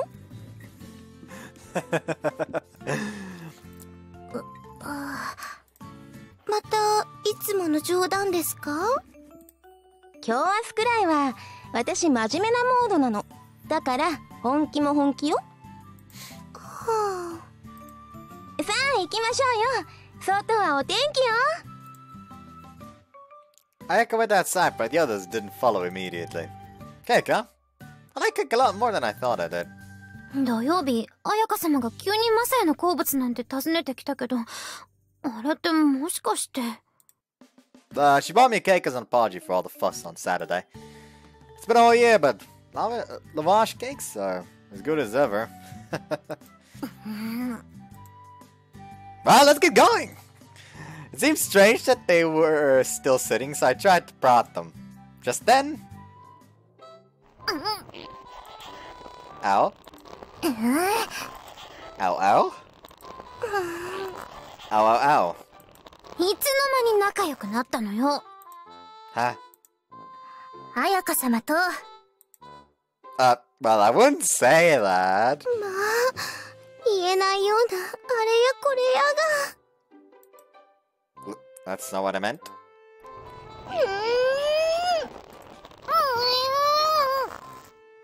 Ow!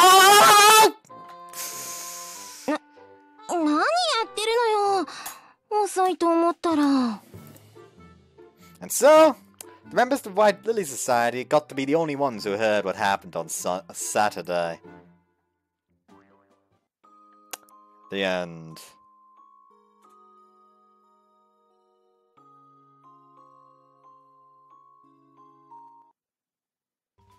第7話傷跡の意味 You know what? I guess this is a nice place to end it. Like, perfectly finished the chapter at the 2-hour mark. 月曜ごとに支持率が公開されているんでしょ。週末にアンケートが回ってくるものね。 So, yeah. Since we have hit such a nice stopping point at such a nice time, I must say, that's it for today. I hope you guys enjoyed this one. See you next time. Bye for now.